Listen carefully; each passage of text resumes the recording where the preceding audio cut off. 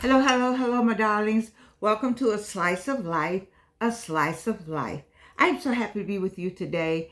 My eyes are looking a little funny, but that's because I've been with the eye doctor all day. They had to put the dilating and this and that, and it was going to turn this yellow and yeah. Anyway, we have to do all these things when you are people of a certain age. I tell you today, I met a woman who, at the doctor's office, who said that I needed to talk about menopause because she was going through menopause. So I'm not going to talk about it today, but I do have it. I have a note to put menopause down for one of my discussions because I remember going through menopause, and I think it never goes away. But that's a whole different thing. So if you remember, we talked about people who become successful later in life have 10 unique strengths. You know, I like these glasses. That's why I just like these glasses. Anyway, so we have 10 strengths. Yeah, so we talked about resilience. We talked about resilience. And I think next to resilience is my picture, because what does it say? Life is full of ups and downs. And it can be easy to throw in the towel, but we don't throw in the towel. So we talked about resilience. We also talked about patience. When you get to a certain age, you need patience, especially since we're following this book, Super Aging, Getting Older Without Getting Old. So if you want to get older without getting old, one of the things you need to exhibit is patience, resilience, and patience.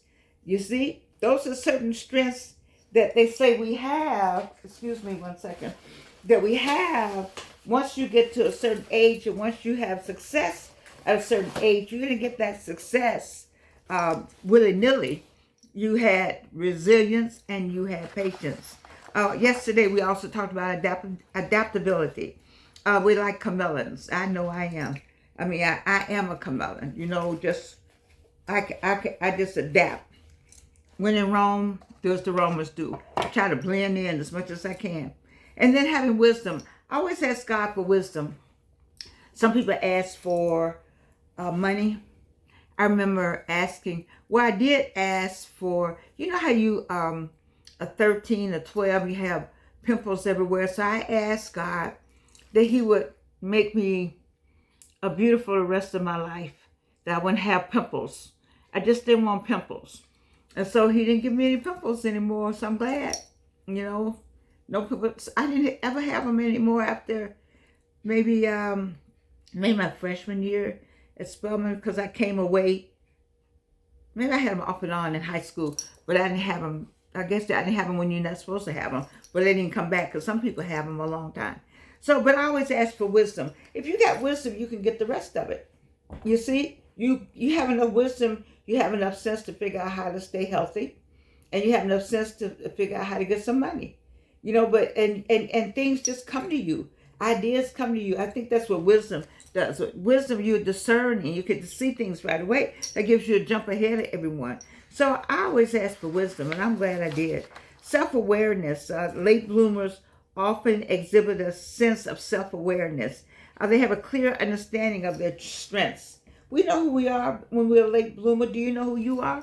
The question is not these unique strengths belong to people who are successful in life. My question to you is, are you resilient? Do you have this resilience?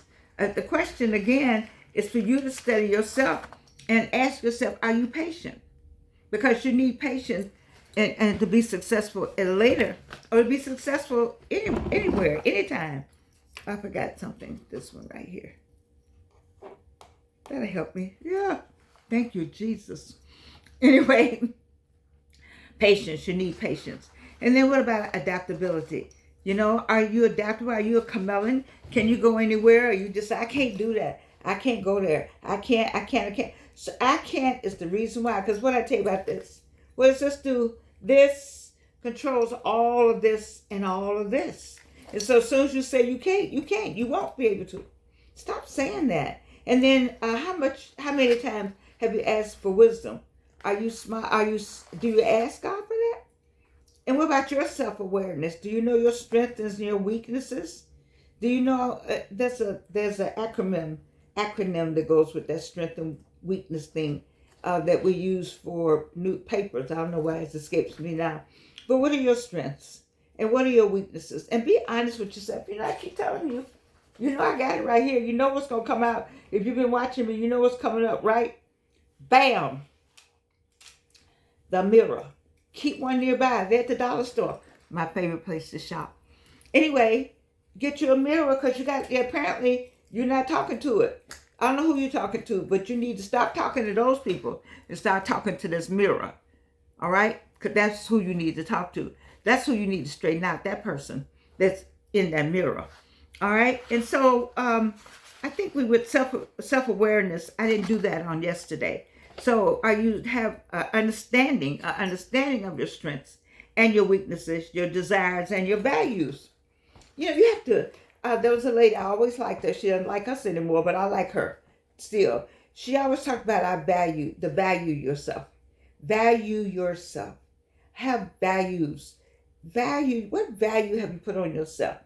The reason why, here I go, I cannot point a finger when I start talking about men because guess what? That thumb will come back to me, right? But I got to say this. Men, if you don't value yourself, that man or that partner is not going to value you either.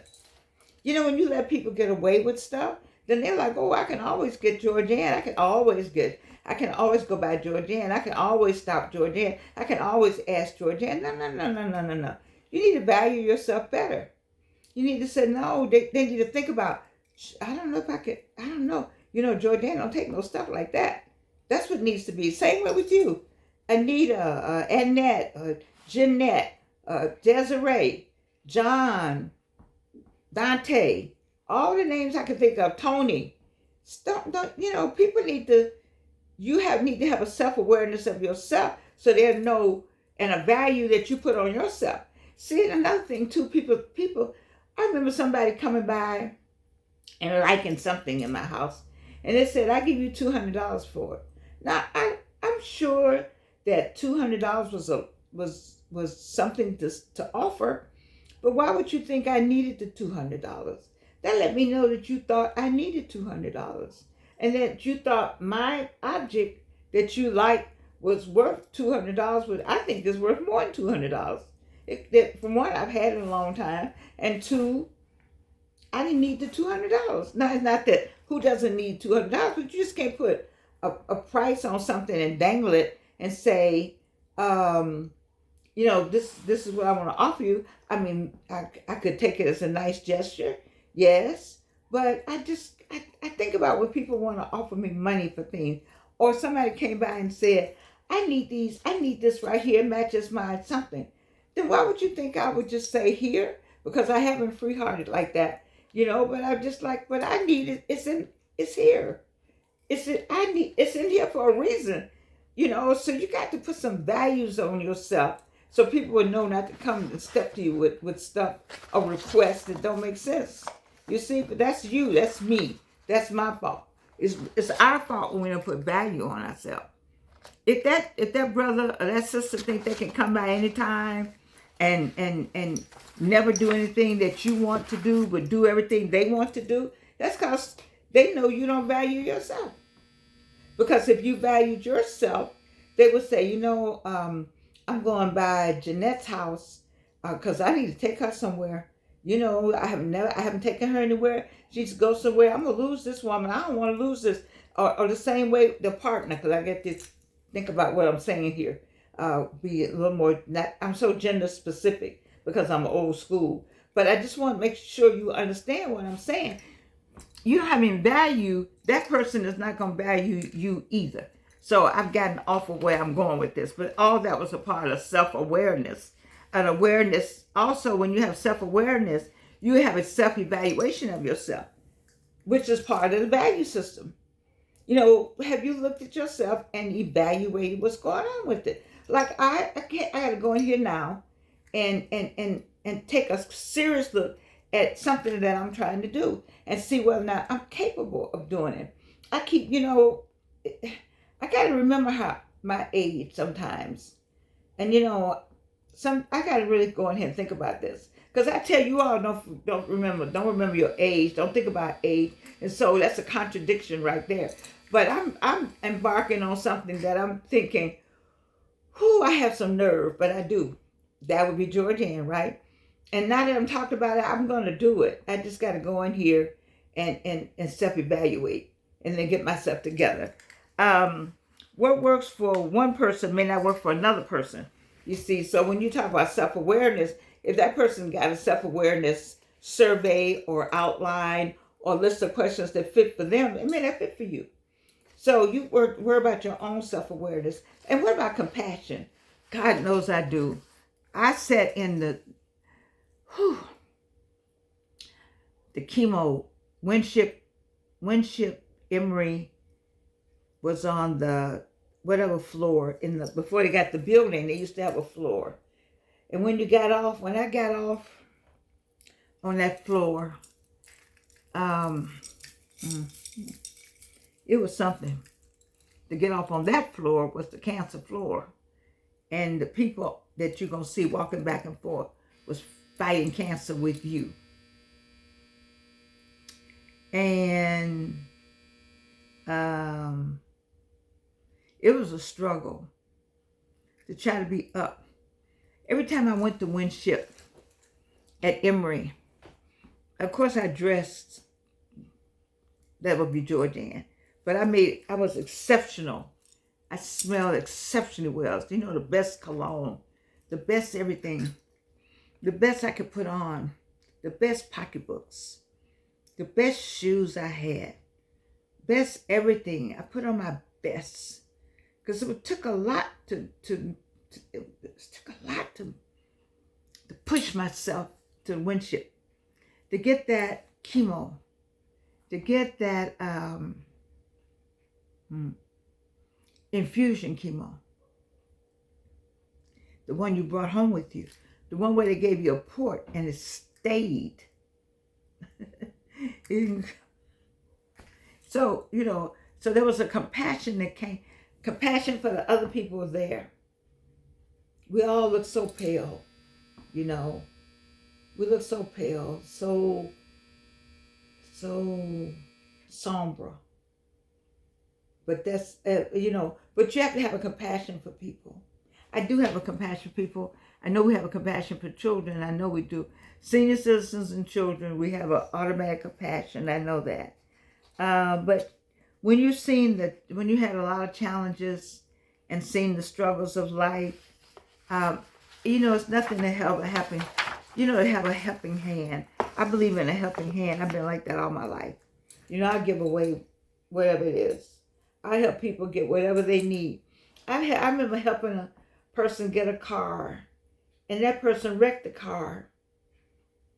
And I remember helping a person use another car, and they wrecked that. And I was thinking, wow, I never had anybody come and help me get a car. Actually help me get the car. I was thinking, like, if somebody helps you get a car, why wouldn't you try to take care of the car? Twice the person did that. I don't know. Anyway,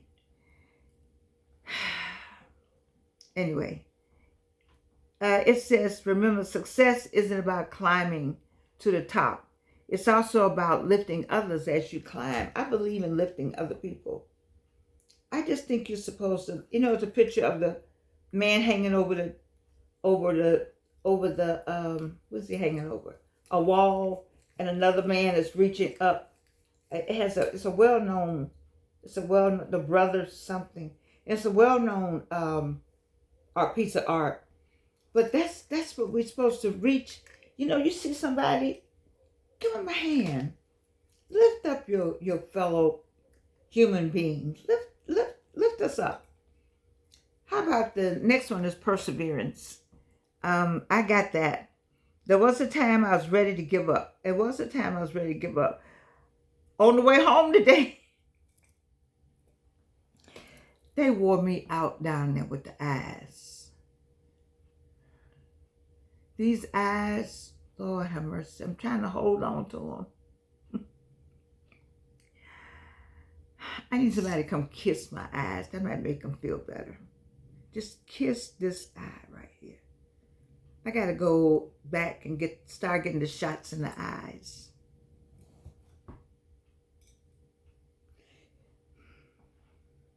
Some of you gotten shots in the eyes, you know. Anyway, perseverance. It says, also countless rejections and failures. I felt like I was banging my head against a brick wall. Have you ever felt like you banging your head against a brick wall? God knows I have over the years. God knows I have. I don't know anybody else, but if you know somebody, put me in the same category with you, that person you know. I have two things I've always wanted to be. Always. I always wanted to be a link. And I have always wanted to be an elected official. I've been wanting to be a LINK, a link, since I saw in the jet. I was a little girl. You know how you go to the corner and get the jet. You don't know nothing about that. But we lived on 15th, and right there on 15th, Mr. Cox, a black man, owned a pharmacy. The family lived in the back. Smart people.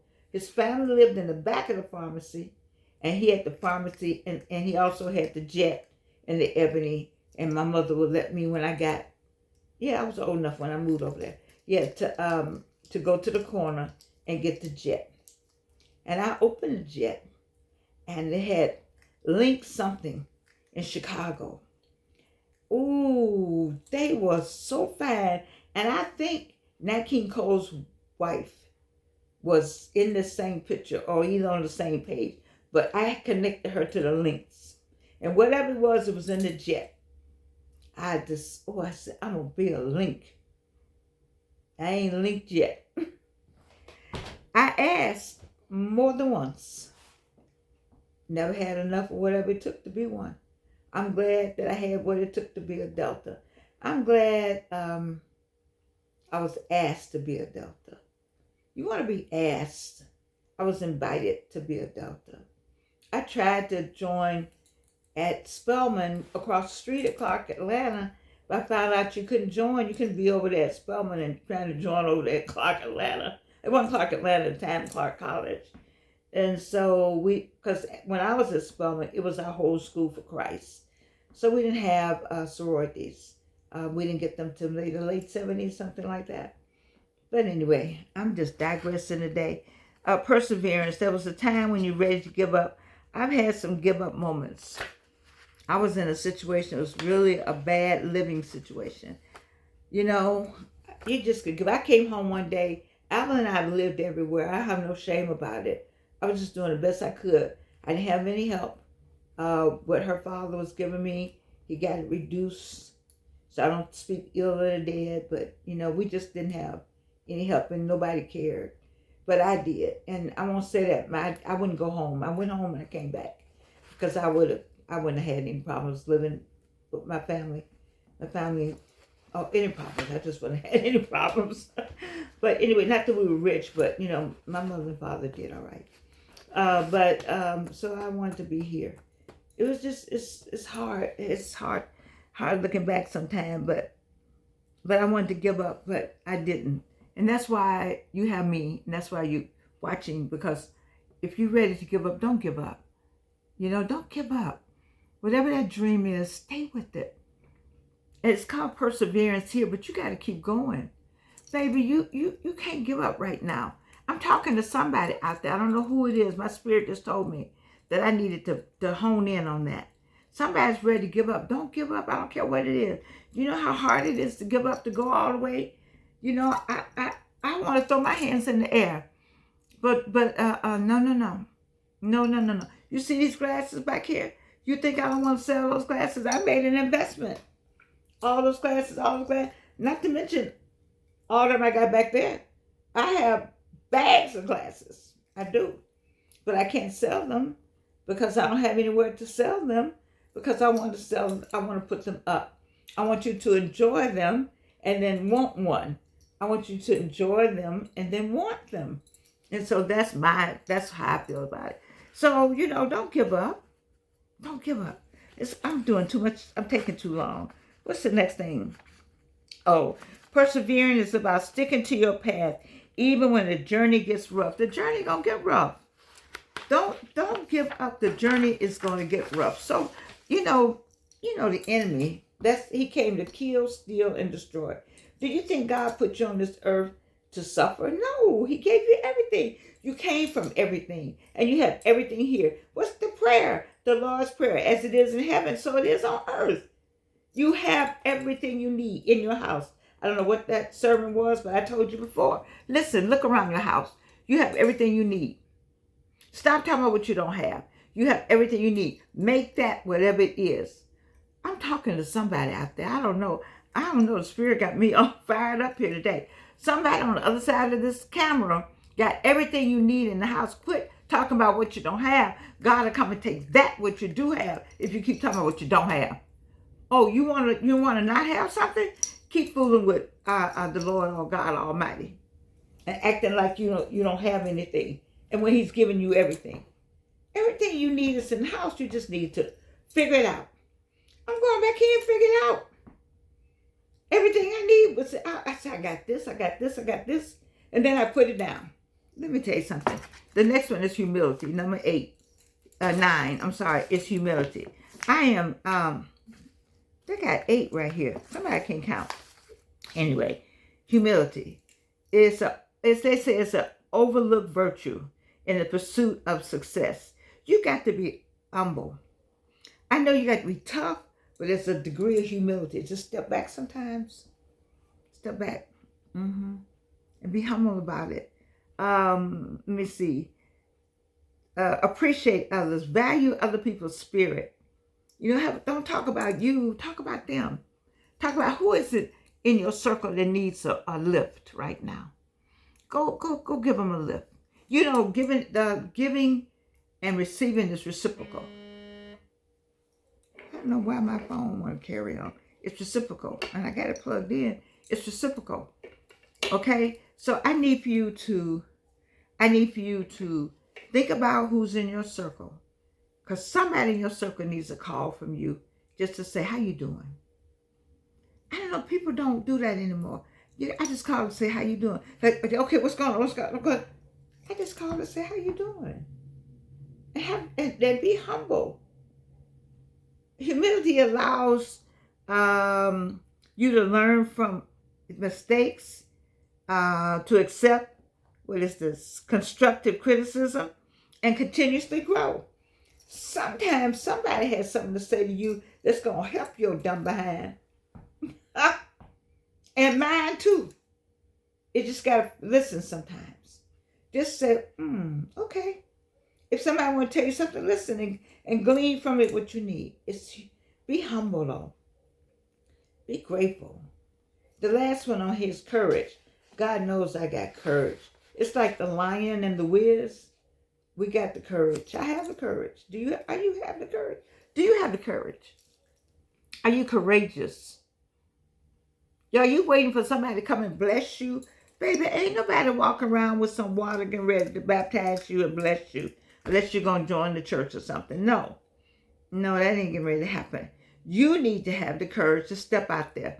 But here's the problem. I heard Kiara 511 say this. I like her. Quit telling people your dreams. Quit telling people your dreams. They will, oh my God. Don't tell people your dreams. You tell people your dreams, they go, ooh, that's a good idea. And quit asking everybody to pray for you. Stop that.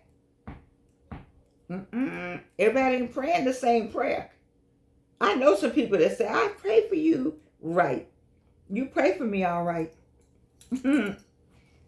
Stop it. Stop it. Some people pray for you for your good. There's also some people pray for your bad that you don't make it. Because pray for me, I'm on my way to a job interview. And they pray like the dickens that you don't get the job. Get some goober dust or something together, whatever it is. Stop all that. Stand on the word, on what He has said to you, and go and do it. And I always tell you, let your accomplishments be your announcements. Let me say it again for the people in the back, Reno. Let your accomplishments be your announcements. Everybody is not happy for you, baby. No, they're not. Not even in your family. How you have family members that don't even know what you're doing, could care less about what you're doing, not even looked up what you're doing, ain't trying to see what you're doing, couldn't have a conversation with a dog catcher about you. And so what? What you need to do is stay on your path. You know, I said something to somebody, and I'm going to say what I wrote down. This is a collaborative survivorship. You and I together, we're collaborating. I just can't hear you back. You get some subscribers to subscribe. Write me a note. But this is a collaboration of survivorship. Because we have survived the BS from there to the BS over there. And we still standing. And we still moving forward. In spite of the heartache. Oh, I got a heartache going on. I know you all, I would just love to tell you all the stuff that's going on, man. I wish I could just tell you all that's going on. How my heart aches. My heart aches. I got a heartache going on. But you know what? I cannot let that heartache stop me from my path, because distractions will keep you from getting anywhere. The enemy is set to kill, steal, and destroy. God has put you on a path, and you know the path, but he will send distractions. He will send people that, I don't know, that say they're going and they don't. They say they're going and they don't. They say they're going to do it and they don't. They say they're going to be with you and they're not. They say they love you and they don't. No, they do not love you. They do not. They just like hearing themselves say that. People, let me tell you something. Baby girl and baby boy, I need for you to be successful in life. I need for you to get on the path that God sent you here to get on. I need for you to understand that you are here for a purpose. And it is not to be without. We don't lack. Listen to Miles Monroe. We are not from the city of LACK, lack. No, it's not. Just I say I want it and I go and get it. It's just that simple. Because that's what he said he would do for me. What he does for me, he'll do for you. You see? You just got to stay in the mindset of having, believing, not having. It's not even negotiable. That's not even on the list of things that God has set up for you. Listen to Myron Golden. He's out of Gary, Indiana. I really think he's either out of Trinity Baptist Church or he lived across the street from us on Taft Street. I asked my brother.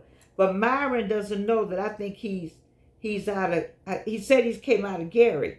And I think he came along with my brother and my sister. But listen to that brother. He makes 8 to 10 million a month. A month. Listen to Miles Monroe. They killed him. Well, I won't say they killed him, but his plane crashed. Miles Monroe was setting up ways for you to make more, have more, be more. There are people who were sent to the earth to give us instruction. I'm one of them. I came along to help you get further along, because you insist on not having what God set up for all of us, a well-lived life. Stop it. Stop it. That is not what God has for you.